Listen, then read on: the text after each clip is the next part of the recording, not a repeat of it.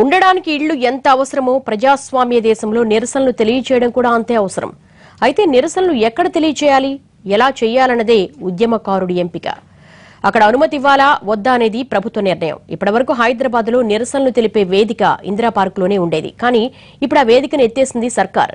Indira park లో ధర్నా చౌక్ ఇప్పుడు మోగబోయింది. అక్కడికి వచ్చే వారిపై ఆధారపడిన వారంతా ఇప్పుడు దీనంగా చూస్తున్నారు.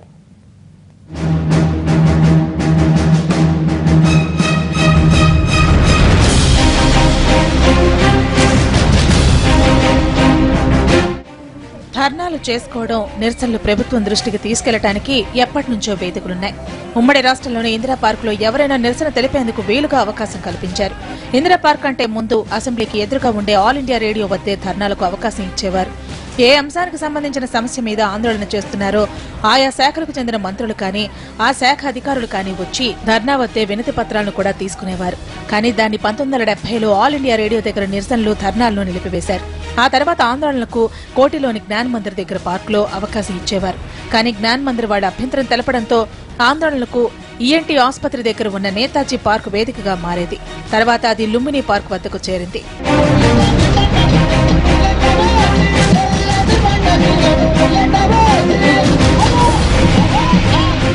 లుంబిని పార్క్ ఇప్పటి మాదిరిగా కాకుండా అప్పుడప్పుడే రోడ్లు వేసే పరిస్థితి ఉండేది. సచివాలయానికి చేరువలో ఉండేది కాబట్టి ఆందోళన చేసే సమస్యకు కూడా ఫోకస్ వస్తుందని భావించేవారు. ఇలా లుంబిని పార్క్ ఎదురుగా ఉన్న ప్లేస్ లో ఆందోళనలు చేయడం వల్ల నేరుగా సెక్రటరియట్ లోకి వచ్చే ప్రమాదం ఉందని 1996లో లుంబిని పార్క్ లో ఆందోళనలకు అనుమతిని నిలిపివేశారు. సెక్రటేరియట్ దగ్గర శాంతి భద్రతల సమస్య అని భావించి ధర్నా చౌక్ ని ఇందిరా పార్క్ కి తరలించారు అప్పటి సీఎం చంద్రబాబు నాయుడు.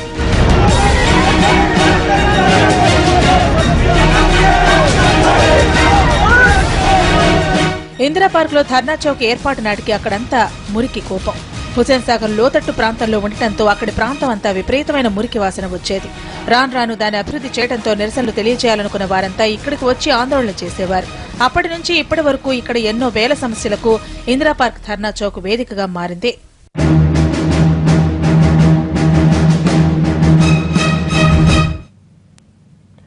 కార్మిక సంఘాల ప్రజా గొంతుక ధర్నా చౌక్. ఆశా వర్కర్ల ఉద్యమాలను చూసి అలసిపోయింది ఈ పార్కు. సమస్యలతో వచ్చేవారికి చల్లని నీడనిస్తూ పొట్టచేత పట్టుకుని వచ్చిన వారికి ఆదాయ వనరుగా నిలిచింది. ఈ ధర్నా చౌక్ ఆఖరికి ఢిల్లీలో ఉండే ప్రధానిని కూడా నిలదీసింది. తెలంగాణ ఉద్యమ సమయంలో ఎన్నో ఆశలకు, ఎంతో మంది ఆశయాలకు నిలువెత్తు నిదర్శనంగా మారింది.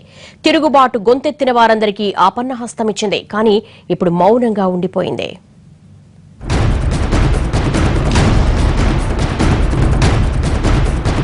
ప్రభుత్వం ఇందిరా పార్క్ ధర్నా చౌక్ ను ఎత్తేసింది. అక్కడ నిత్యం సగటున 4-5 నిరసనలైనా ఉండేవి. కానీ ఇప్పుడు అవి లేకుండా పోయాయి. సమస్యలతో వచ్చేవారికి ఆతిథ్యమిచ్చే వేదిక ఇప్పుడు ఆగమైంది. దీన్ని నమ్ముకున్న కార్మికులకు పొట్టగడవని పరిస్థితి వచ్చేసింది. నేటి రాజకీయాల్లో కీలకంగా పనిచేస్తున్న నాయకులందరికీ ఒకప్పుడు ఇందిరా పార్క్ ధర్నా చౌక్ వేదికైంది. వైఎస్ఆర్, కేసీఆర్ లాంటి వాళ్లంతా ఈ ధర్నా చౌక్ లో ఉద్యమాలు చేసిన వారే. ఇక ఇప్పటి నుంచి ధర్నా చౌక్ ఇలా మూగ సాక్షిగానే మారబోతోంది.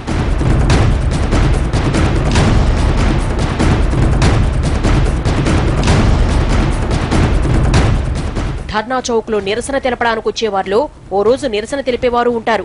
10 రోజులు అలాగే నిరసన తెలిపిన వారు కూడా ఉంటారు. కొన్నిసార్లు రిలే నిరాహార దీక్షలు జరుగుతాయి. వీరందరికీ తినడానికి భోజనం, తాగడానికి నీళ్లు, ఎండలో మజ్జిగ, నిమ్మకాయ సోడాలమ్ముకొని చిన్న వ్యాపారులు బతికేవాళ్లు.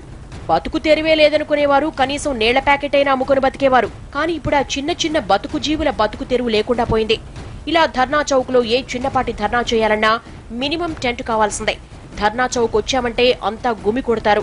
టెంట్ సామాగ్రికి టెంట్ షాప్ వ్యక్తి, దాహమేస్తే నీళ్ల ప్యాకెట్ అమ్ముకునే అవ్వ, మరీ ఇబ్బంది పడితే కొబ్బరి బోండాలు తాగే వారికి బోండాల బండి ఎదురుగా ఉండేది.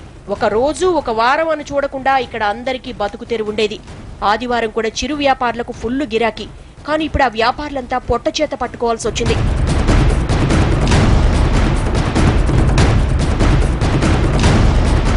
అసలే అంతంత మాత్రం బతుకులు, నిత్యం రెక్కాడితే గాని డొక్కాడనే జీవితాలు.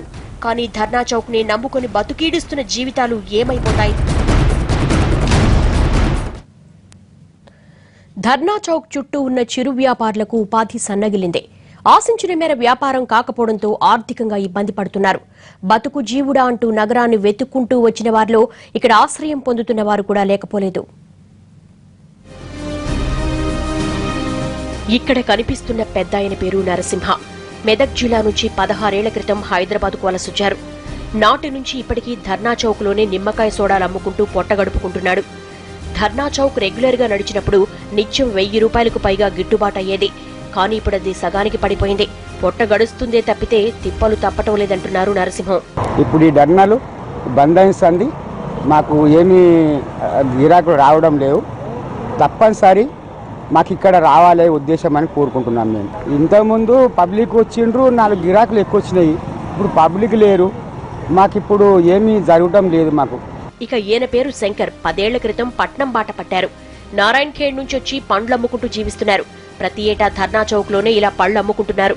నిత్యం సందడిగా ఉంటే వ్యాపారం బాగుండేది, కానీ ఇప్పుడు వ్యాపారం సగానికి పడిపోయింది. అయితే ధర్నా చౌక్ మళ్లీ ఎక్కడో చెబితే అక్కడికి పోతాం, ఏం చేస్తాం అంటున్నారు. 95 నుంచి ఉంటున్నాం సార్ ఇక్కడ. ఎందుకంటే ఇక్కడ ధర్నా చౌక్ ఉన్నప్పుడు మంచిగా నడిచేది.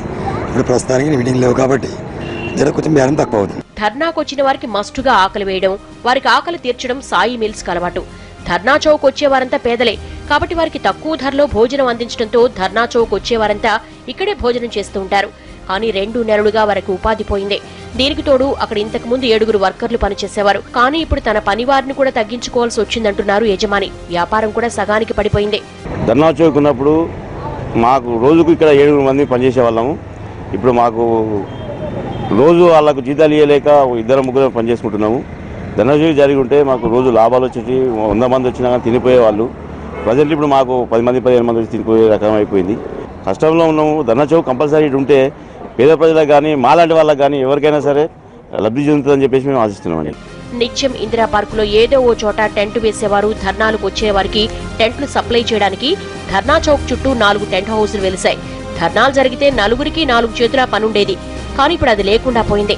తన వద్ద పనిచేసే కార్మికులకు కూడా పని కల్పించలేని పరిస్థితిలోకి కూరుకుపోయారు.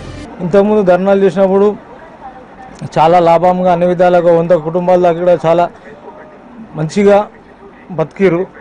కానీ ఇప్పుడు ధర్నా తీసినందుకు కాదు, మా టెంట్ హౌస్ అయితే చాలా ఘోరం. ఇక్కడ చుట్టుపక్కల 3 టెంట్ హౌస్లు ఉన్నాయి. పూట నడవడం కల మా పనుల జీతాలు మాకు కష్టం అయిపోయింది. మొత్తానికి ధర్నాలు చేసేవారికే కాదు, వారిని నమ్ముకొని వ్యాపారం చేసేవారు కూడా ధర్నా చౌక్ తరలింపుతో షాక్ తగులుతోంది.